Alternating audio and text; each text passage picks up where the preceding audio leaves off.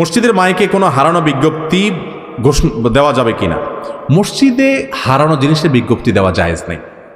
আপনারা জানেন আবু দাউদে বর্ণিত একটা হাদিস আছে, নবী সাল্লাল্লাহু আলাইহি ওয়াসাল্লাম বলেছেন, মসজিদে কেউ যদি দাঁড়ায় যদি বলে, ও ভাইরা আমার অমুক জিনিসটা হারাইছে, আপনারা কেউ পাইলে দিয়েন। সুন্নত হইল তার জন্য বদদোয়া করা। কি বদদোয়া করবেন? লা রাদ্দাল্লাহু আলাইক, আল্লাহ তাআলা তোমার জিনিসটা তোমারে ফেরত না দেখ। তুমি আল্লাহর ঘরে আসছো ঘোষণা দেওয়ার জন্য হারানো জিনিসের, এটা হারানো জিনিস ঘোষণা দেওয়ার জায়গা, দুনিয়ার ধান্দা করার জায়গা মসজিদ না, এটা ইবাদতের জায়গা। মসজিদের বাইরে গিয়ে দাঁড়ায় বলতে পারেন, ভাই মুসল্লিরা আমার অমুক জিনিস হারাইছে, কেউ পাইলে দিয়ে। এই জন্য মসজিদে হারানো জিনিসের ঘোষণা দেওয়া জায়েজ নাই, হারাম না, জায়েজ। জানাজা শেষে মাটি দেওয়ার পর হাত তুলে মুনাজাত করার কোনো দলিল আছে কিনা? হ্যাঁ ভাই, এই জায়গায় হাত তুলে দোয়া করার দলিল আছে। নবী করিম সাল্লাল্লাহু আলাইহি ওয়াসাল্লাম নিজে আমল করেছেন।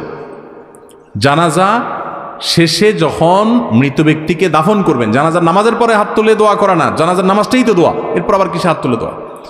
এরপর কবরে নিয়ে মুর্দাকে দাফন করছেন, দাফন শেষ। এবার যারা দাফন কাজে শরীক হয়েছেন সবাই কেবলামুখী হয়ে আল্লাহর কাছে প্রত্যেকে যার যার মতো, প্রত্যেকে আলাদা আলাদা করে যার যার মতো আল্লাহর কাছে দোয়া করবেন মুর্দার জন্য। কি দোয়া করবেন? নবী সাল্লাল্লাহু আলাইহি ওয়াসাল্লাম বলেছেন, সালু লি আখিকুমুত তাসবীত, ইস্তাগফিরু লি আখিকুম ওয়াসালু লাহুত তাসবীত, আও কামা ওয়ারাদ ফিল হাদিস।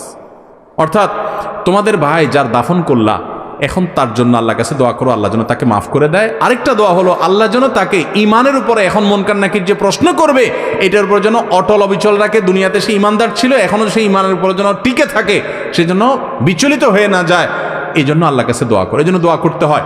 বাংলায় আপনি দোয়া করতে পারেন, আল্লাহ আপনি অমুককে যার কবর আমি দিলা মাত্র দাফন করলাম, আল্লাহ তাকে মাফ করে দেন। আর তিনি দুনিয়াতে যেরকম ইমানদার ছিলেন, এখন মুনকার নাকিরের প্রশ্নের জবাবেও আপনি তাকে ইমানের উপরে টিকে থাকার তৌফিক দান করবেন। এই দোয়া হাত তুলে করাও নবী সাল্লাল্লাহু আলাইহি ওয়াসাল্লাম দ্বারা সাবিত এবং প্রমাণিত, কেবলামুখী হয়ে। এই জন্য এটা সুন্নাত এবং এটা করবেন। আমরা অনেকে জানাজা পড়ার ফজিলত জানি, দাফন করার ফজিলত জানি না। আপনি জানেন জানাজা পড়লে যেই পরিমাণ সওয়াব হয়, জানাজার পর মুর্দার লাশের পেছনে পেছনে যায়া কবরস্থানে দাফন হওয়া পর্যন্ত অপেক্ষা করা, এটার মাধ্যমে ঠিক তার সমপরিমাণ সওয়াব পাওয়া যায়।